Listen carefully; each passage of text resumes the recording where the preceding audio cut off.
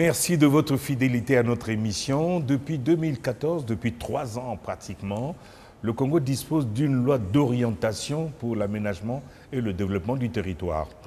La loi a été initiée par le ministère de l'Aménagement du territoire et promulguée le 10 octobre 2014 par le président de la République. Le 3e anniversaire de ce texte a été marqué par un séminaire tenu à Ouesso du 9 au 13 octobre 2017. Flore Nano Kunga, qui a suivi ce séminaire, nous retrace les moments forts de cette rencontre. Le ministère de l'Aménagement, de l'Équipement du Territoire et des Grands Travaux, avec le soutien de World Research Institute, l'Institut Cerveau Vert 2063 et USAID, a célébré du 9 au 13 octobre 2017 à Ouesso, dans le département de la Sangha, la semaine de la loi d'orientation sur l'aménagement et le développement du territoire, l'OADT en sigle, promulguée le 10 octobre 2014. Célébrée 3 ans après sa promulgation, la loi d'orientation sur l'aménagement et le développement du territoire, dans la semaine a donné lieu à une série de descentes dans les entreprises publiques et privées ciblées afin qu'elles s'imprègnent des textes et dispositions y afférents, a été sanctionnée par une activité dans la salle de conférence du siège de la préfecture de la Sangha. Une occasion propice de promouvoir le droit à l'information dont la principale ambition était de sensibiliser les acteurs publics et privés à la gestion rationnelle et équitable du territoire dans le strict respect des objectifs du développement durable d'une part et de s'approprier les mécanismes juridiques dans l'élaboration du plan national d'affectation des terres d'autre part. Un honneur pour Ouesso, la capitale du cacao, d'abriter la première édition de vulgarisation de cette loi couplée à son 3e anniversaire. La première édition de l'OADT que nous accueillons dans notre ville vient à point nommé, car elle permettra, j'en suis rassuré, d'édifier les populations sur la problématique de l'aménagement du territoire, notamment de sa bonne gestion, en vue d'éviter d'éventuels conflits qui pourraient naître au quotidien. Dans sa communication, le directeur général de l'aménagement du territoire et de la prospective saisit l'occasion pour édifier les participants sur les dispositions de cette loi qui consacre les principes de coordination, de participation et de concertation. Antoine Goma souligne par ailleurs l'importance de l'implication des acteurs concernés dans les différentes commissions spécialisées. Nous ne pouvions pas passer directement à l'élaboration de documents de gestion spatiale sans avoir cette loi et sans mettre en place des organes de concertation qui se chargeront des arbitrages nécessaires. Et la loi a été promulguée, les organes de concertation sont désormais activés et nous allons nous consacrer à l'élaboration d'un document très important, c'est celui du plan national d'affectation des terres, mais vous allez comprendre qu'il va de pair avec le schéma national d'aménagement du territoire. L'un regarde le microzonage du territoire en définissant les potentialités de chaque portion du territoire, sans y mettre la dimension humaine.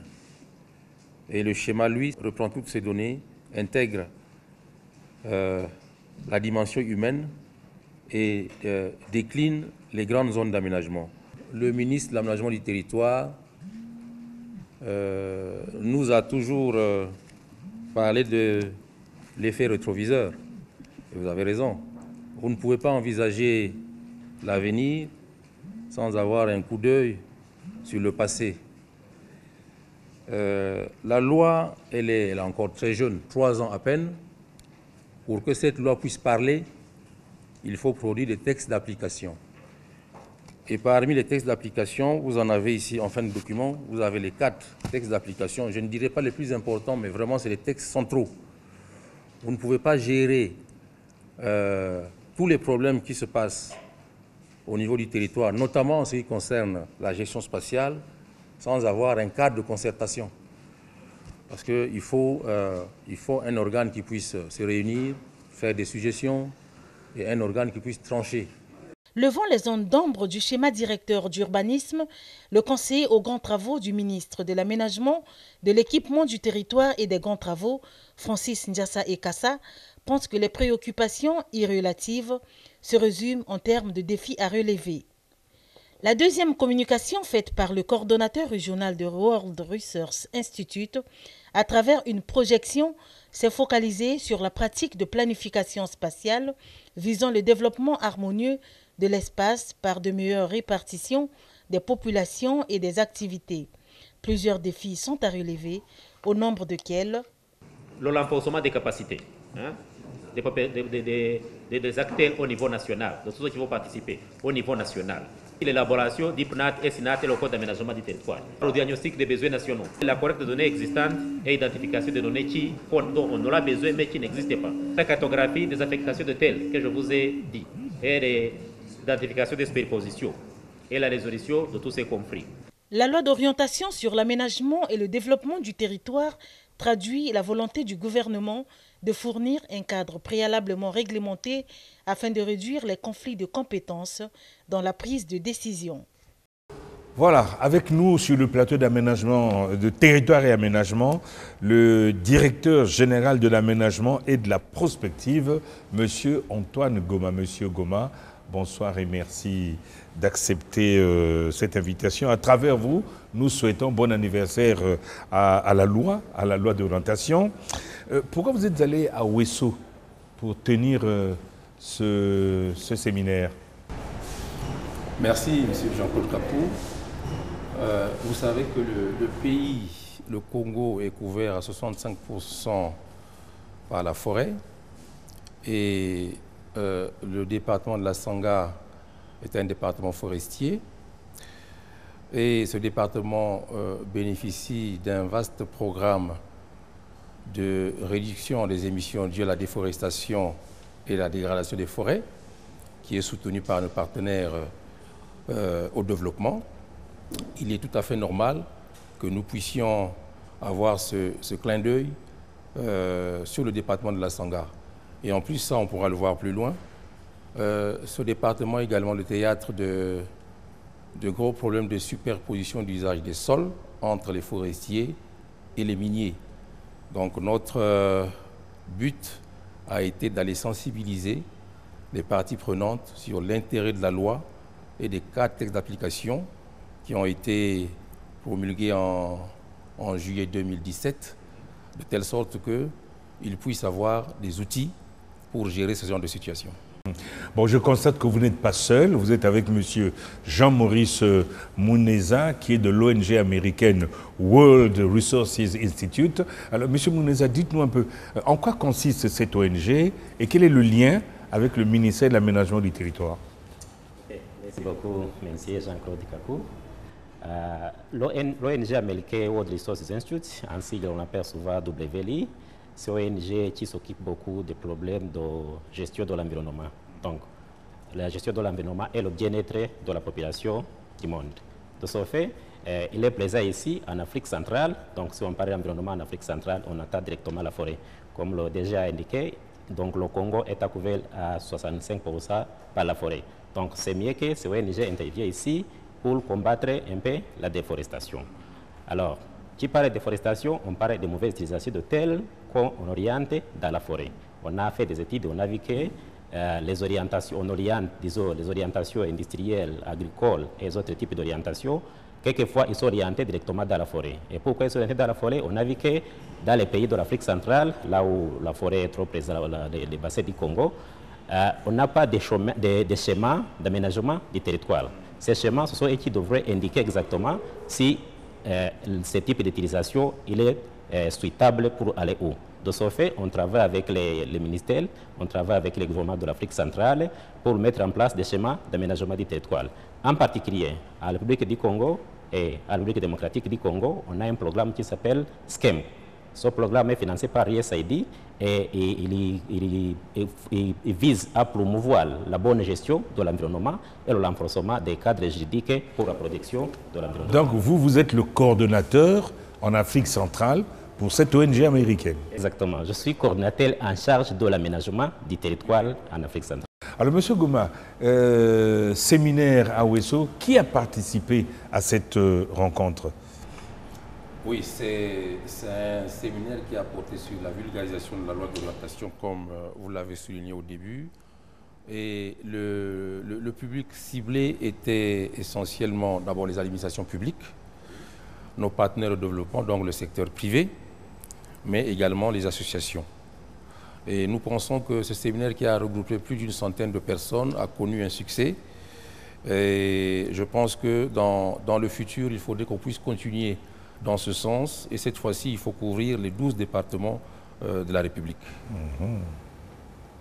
Oui, mais si vous l'avez tenu à Ouesso, ce séminaire, donc les participants des autres départements n'étaient pas concernés. Exactement, oui. Les participants des départements ne peuvent pas être concernés compte tenu de la distance, bien sûr. Hein. Nous ne pouvions pas regrouper à la fois le Niari, la Bouenza, la Lekoumou, la Cuvette à Ouesso, ce n'était pas possible. Nous allons parcourir département par département pour aller sensibiliser les populations. Donc ce serait un séminaire tournant. Exactement.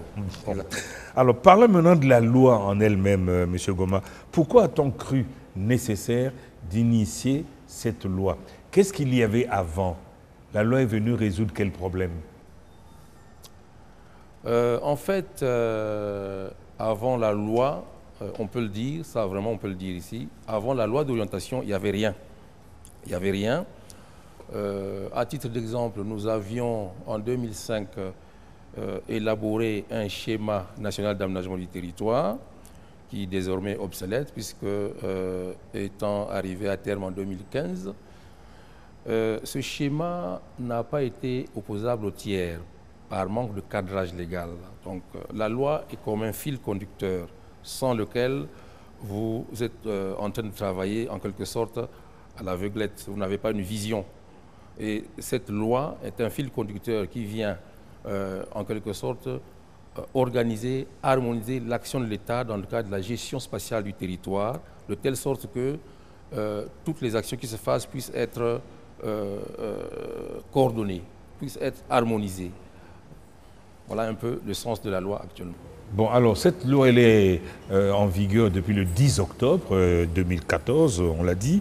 Quel bilan dressez-vous des 3 années d'application de ce texte?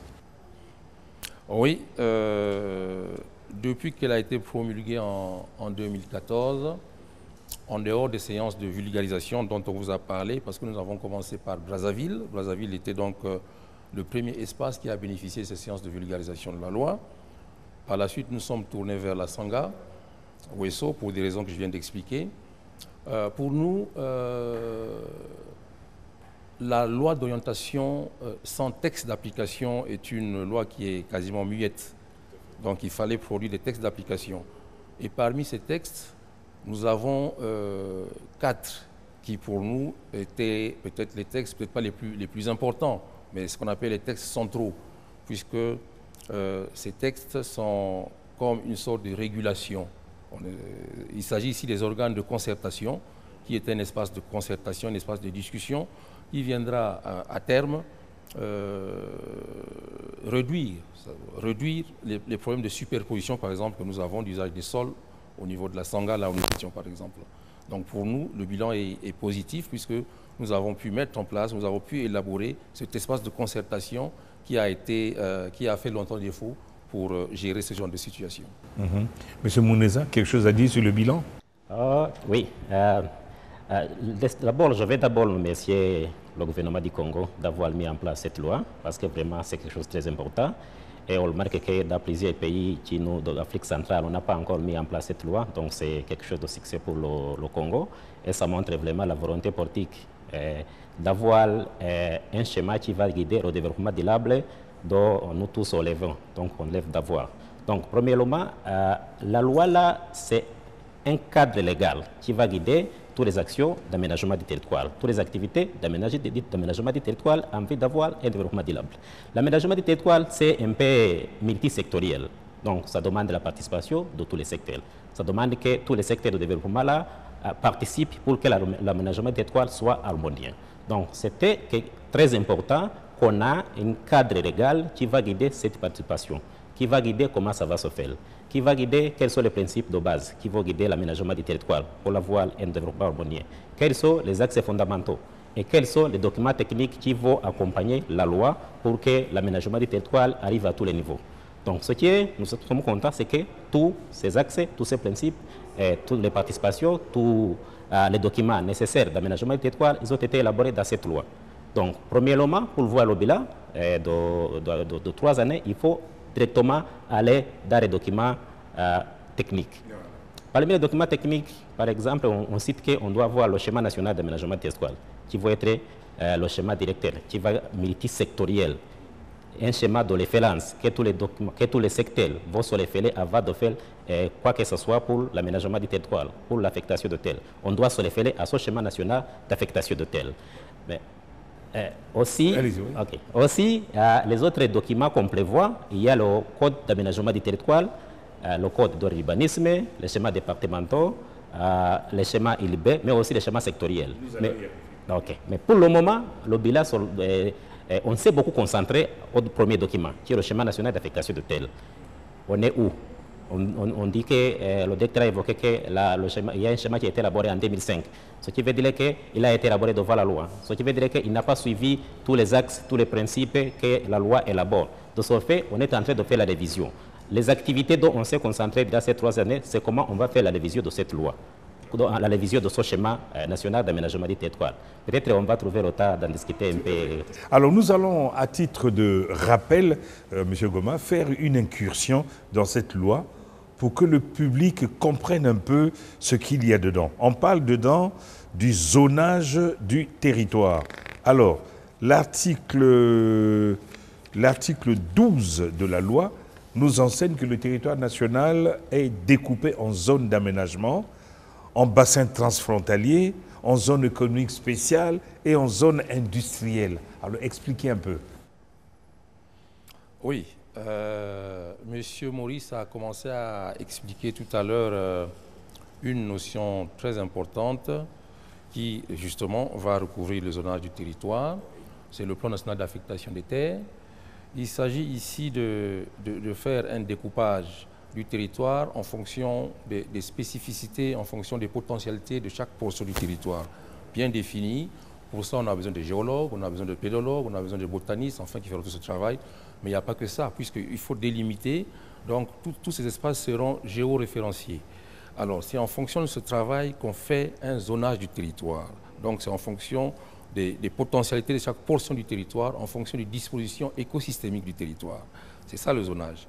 Alors, une zone économique spéciale, comme vous le demandez, oui, une zone économique spéciale, c'est une zone qui bénéficie des dispositions fiscalo-douanières attrayantes, donc permettant aux sociétés, aux entreprises qui s'y installent d'exporter sur le marché international et d'être compétitifs. Donc, ça vient pour booster l'économie nationale. Et les zones économiques, les zones industrielles, pardon, une zone industrielle telle que la loi le spécifie, elle se situe autour des grandes villes, autour des agglomérations. Et ça, c'est sous l'impulsion de l'État et des collectivités locales. Et les bassins transfrontaliers, nous avons défini comme étant des bassins qui se situent de part et d'autre des frontières, soit pour des raisons démographiques, soit pour des raisons économiques. Et l'État il déploie une coopération bilatérale ou multilatérale en vue de booster ces zones qui sont identifiées comme étant des zones porteuses d'espoir, porteuses de croissance.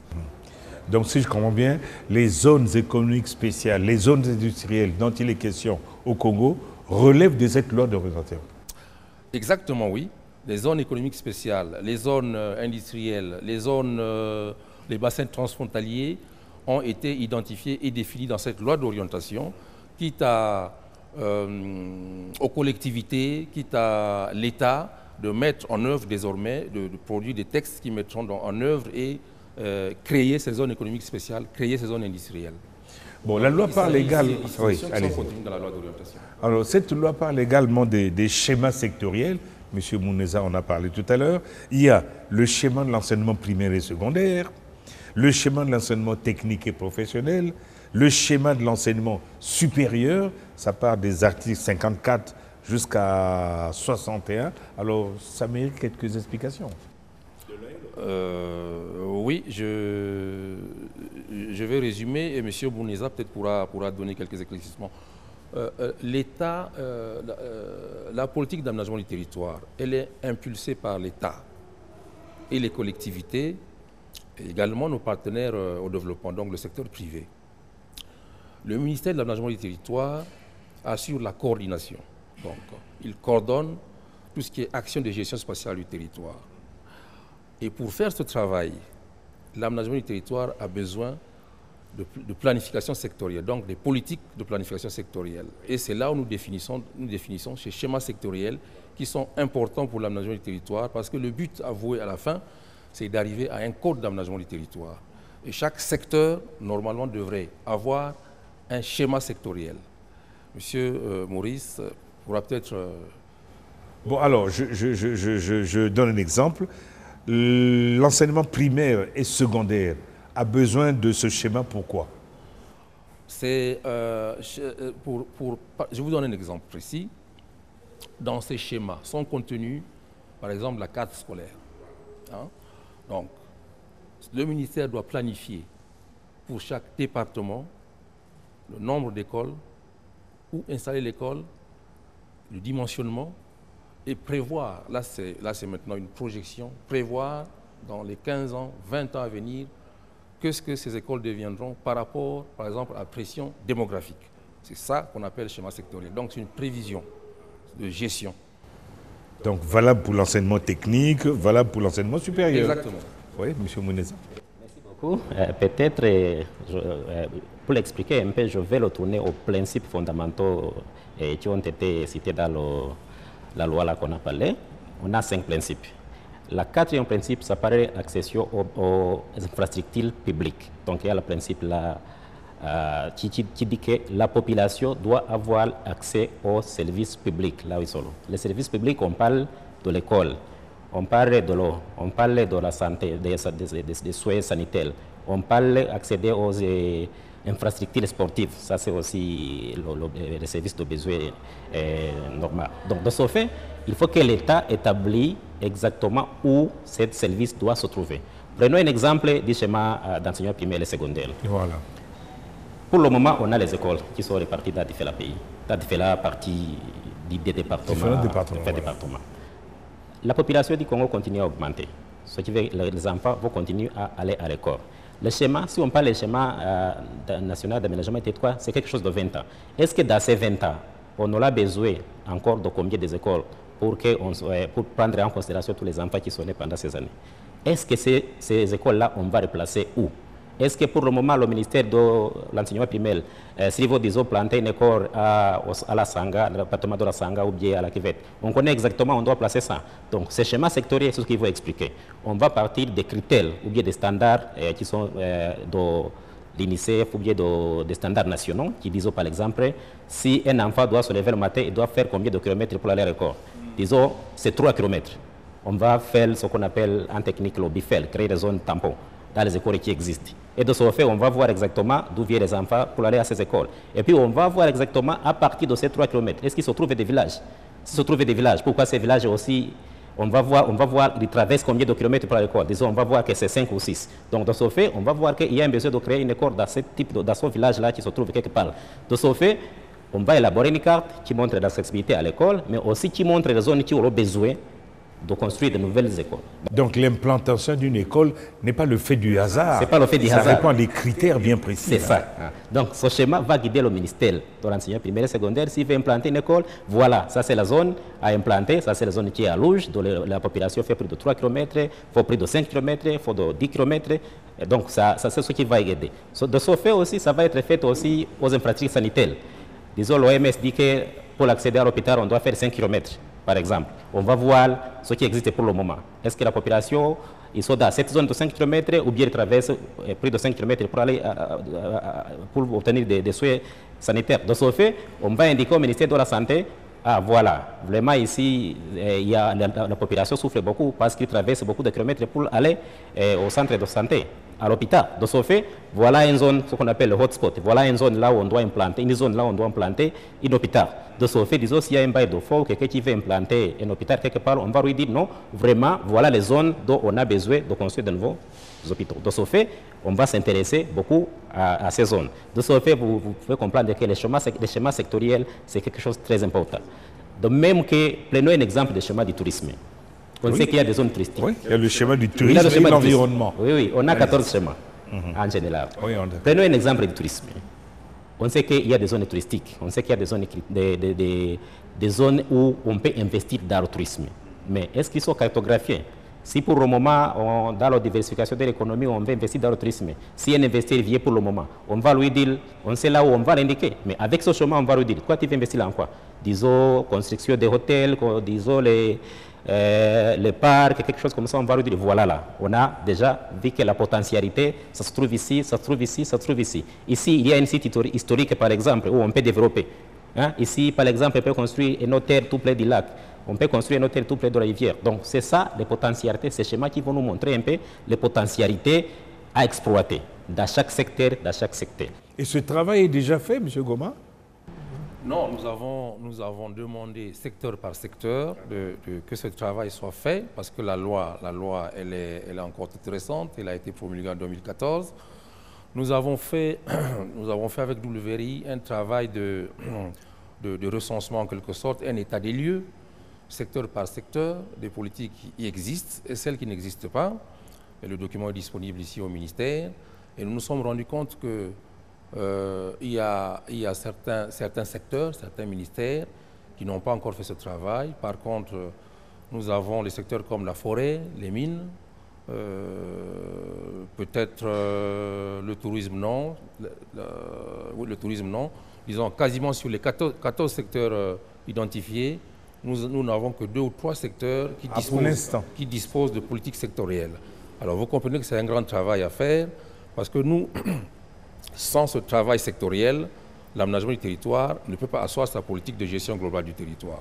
C'est pour ça que nous envoyons un message, c'est un message que j'envoie à mes collègues sectoriels, de s'atteler à faire ce travail de telle sorte que nous puissions aller de l'avant. Alors, le schéma de la culture, il consistera à quoi? Le schéma de la culture consistera à guider le développement dans le secteur culturel. C'est là où j'ai dit les sites historiques. On a des sites historiques, par exemple, ici, qu'on devra développer. On a des autres sites culturels, des forêts sacrées. On a des autres hotspots qui sont à relation avec la culture. Donc, c'est ce schéma-là qui va nous montrer comment on va développer ces sites culturels. Comment ces sites culturels vont être reliés aux autres secteurs pour en profiter beaucoup. Donc, c'est un schéma qui va nous montrer le développement du secteur culturel. De ce fait, je retourne un peu en arrière. Les schémas sectoriels, ils sont élaborés pour les secteurs qu'on juge prioritaires pour la population. Donc, la culture aussi, le développement des cultures, ça fait partie de ces secteurs prioritaires. De ce fait, on l'a élaboré comme un schéma prioritaire. La loi, elle explique un peu ce que ça va contenir, mais un peu de mots, c'est le développement des secteurs culturels. D'accord. Il y a le schéma de l'eau aussi. Le schéma de l'eau, c'est très important. Parce que, comme vous connaissez l'eau, n'importe où tu vas habiter, n'importe quoi tu vas faire, tu dois avoir accès à l'eau. Donc, il faut connaître un peu aussi où se trouvent les zones où on peut exploiter de l'eau. Est-ce que si on va créer une ville là-bas, on va avoir l'accès à l'eau? Ça, c'est un. Mais aussi l'eau, ça c'est aussi des autres moyens, des autres transports. Pour le moment, on est en train de développer les pôles. Il faut nous montrer exactement quelles sont. On a beaucoup de rivières. Quelles sont les rivières où on est capable de construire des pôles? Où sont les rivières où on est capable, avec la capacité de construction des barrages? Donc tout ça, ce sont des schémas de l'eau qu'on va élaborer. Mais un peu de mots, ça va concerner comment le secteur de l'eau peut se développer, comment on peut bien geler l'eau qu'on a ici au Congo et comment on peut exploiter le secteur de l'eau en relation avec les autres secteurs qui en ont besoin. Donc c'est un schéma aussi très prioritaire qu'on aura besoin de développer. Monsieur Goma, quelque chose à ajouter certainement sur tous ces schémas-là? Vous savez que tous ces schémas sont complémentaires. Tous ces schémas sont complémentaires. Sans cette complémentarité, l'aménagement du territoire est comme, en quelque sorte, incomplet. Incomplet. nous avons l'espace national. Dans cet espace national, nous avons les hommes. Et les zones, ça donne à des activités sociales, des activités économiques. Alors vous comprenez que tous ces schémas que nous avons définis dans la loi d'orientation sont des schémas qui sont complémentaires pour le bien-être de la population. Donc nous en avons énormément besoin pour bâtir la politique nationale d'aménagement. Bon, alors, dans l'application de la loi, cette loi d'orientation, quelles sont les prochaines étapes? Alors, dans l'application de la loi, je vous ai expliqué tout au début que nous avons élaboré les 4 textes centraux qui sont les organes de concertation. Vous comprendrez par la suite qu'ils sont importants pour valider les documents d'aménagement du territoire. Nous sommes en train de nous atteler actuellement à l'élaboration du plan national d'affectation des terres. C'est un document de planification très important parce que actuellement, par exemple, où le chef de l'État, le président de la République, tourne la politique vers la diversification économique, il est important que nous puissions avoir ce document de planification spatiale pour orienter les investissements. Il y a un adage qui dit que pas de terre sécurisée, pas d'investissement. Donc le plan national d'affectation des terres est un document central qui nous permettra d'avoir une gestion spatiale du territoire affinée. Ça, c'est le prochain document qui est tant attendu, mais il est fastidieux, il est long et difficile à réaliser parce qu'il faut parcourir tout le territoire, récolter toutes les données, ensuite les affiner et il a parlé de cartographie tout à l'heure, cartographier le territoire. La cartographie, c'est un élément central dans la planification spatiale du territoire. Sans cette cartographie, vous ne pouvez pas faire grand-chose. Donc il faut cartographier élément par élément, secteur par secteur, et ensuite travailler ces données pour en produire un document de planification spatiale qui est le plan national d'affectation des terres. Nous avons un autre document qui est en cours. Celui-là, il va de pair avec le plan national d'affectation des terres. C'est le schéma national d'aménagement du territoire qui est à réviser puisque l'ancien est désormais obsolète. Les deux documents vont de pair. Il y a l'un qui fait le microzonage et l'autre va faire le macrozonage. Mais dans le schéma national d'aménagement du territoire, il y a une surimposition de la donnée population. Monsieur Ngoma, il faut bien expliquer ces choses-là parce que dans ce ministère, le public ne connaît que la partie grands travaux où il y a les réalisations et c'est la partie la plus visible. Mais vous, vous êtes chargé de la partie aménagement du territoire. C'est bien ça? Tout à fait. Tout à fait. Alors, pour être clair, en ce qui concerne le plan national d'affectation des terres, si vous avez identifié en fonction des potentialités de chaque portion du territoire, une zone, par exemple, propice à la culture du maïs, cette zone identifiée devra servir à faire du maïs. Ça nous évitera d'avoir des investissements qui sont contraires aux potentialités de chaque portion du territoire. Voilà l'intérêt d'un plan national d'affectation des terres, de façon imagée. Bon, maintenant, tous ces documents élaborés vont être validés où? C'est l'intérêt donc de l'élaboration, de la mise en place des organes de concertation, parce que nous avions eu à l'époque un schéma national qui n'a pas été opposable aux tiers par manque de cadrage légal. Au jour d'aujourd'hui, si le plan national d'affectation des terres est élaboré, il devra passer par ces organes de concertation qui sont le comité interministériel et le Conseil national d'aménagement du territoire qui doivent regarder la technicité, la véracité de ces documents et ensuite, pour être validés. Une fois validés, ces documents s'opposent à tous. Voilà l'intérêt de ces 4 organes de concertation.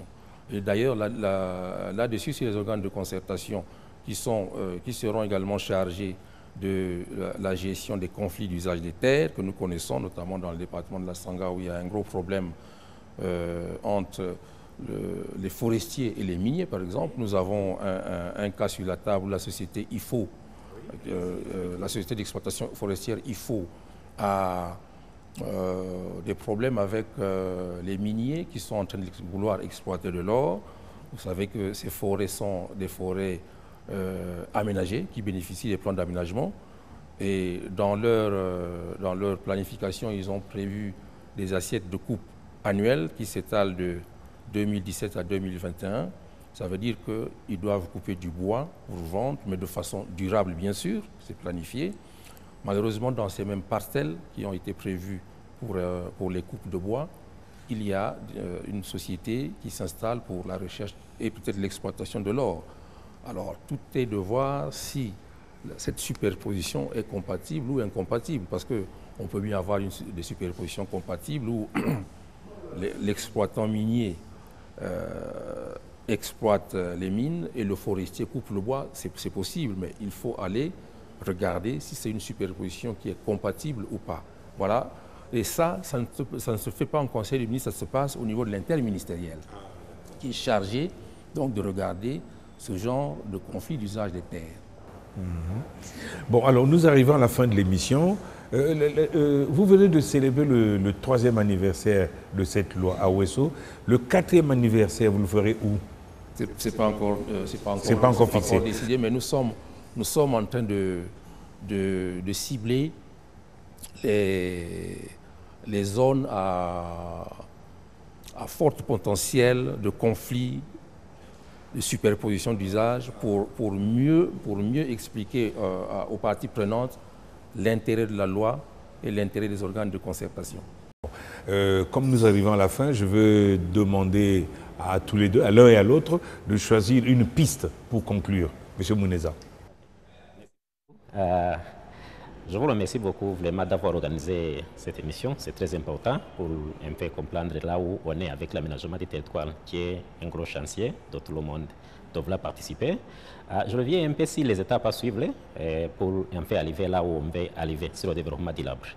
La mise en application de la loi d'aménagement et d'orientation pour l'aménagement et le développement du territoire. Comme le DG l'a indiqué, les prochaines étapes, on va les faire en deux termes. Là, ça va continuer à faire la sensibilisation de cette loi. La constatation qu'on a fait, on a vu qu'on a besoin beaucoup de sensibiliser cette loi. Pourquoi? Parce qu'il y a des principes là dans cette loi, dont l'un des principes, c'est de participation, là où tout le monde doit participer. De ce fait, on veut que tout le monde connaisse exactement la participation dont parle cette loi, c'est quelle participation? C'est qui doit participer? C'est quand il doit participer. Donc on va continuer à la vulgarisation de cette loi pour que tous les participants, comme on l'a indiqué, on a besoin que tout le monde participe, pour que tous les participants viennent participer en connaissant exactement de quoi va être leur participation. En deuxième moment, on va aussi, pour que la loi soit complète, pour que l'aménagement soit complet, la loi est là, mais il y a des documents de planification que la loi parle, qu'on est en train de mettre en place. Donc là, le schéma national d'aménagement du territoire. Ça, c'est un long processus pour l'élaboration de ce schéma que le DG a élaboré. Mais on est un peu avancé. On a déjà commencé les activités. Donc, le schéma, ça demande qu'on doit d'abord connaître ce qui existe pour le moment. Voilà, ce qui existe, c'est ce que le DG a dit. On veut exactement connaître l'affectation du pays. Qu'est-ce qui est affecté aux mines? Qu'est-ce qui est affecté à la forêt? Qu'est-ce qui est affecté aux hydrocarbures? Pour voir s'il n'y a pas les conflits même. Tous ces conflits que le DG a parlé, peut-être que ça vient de là. On va voir l'affectation, le pays est affecté à combien, est-ce qu'il y a des affectations, est-ce qu'il y a 3, est-ce qu'il y a 4. Ça, c'est une activité qui a commencé avec le ministère de l'aménagement du territoire. Donc, on a mis la cellule géomatique en place parce que ça demande beaucoup d'analyse spatiale. On a mis la cellule avec WRMATGT, on a mis la cellule géomatique en place qui va faire ces analyses.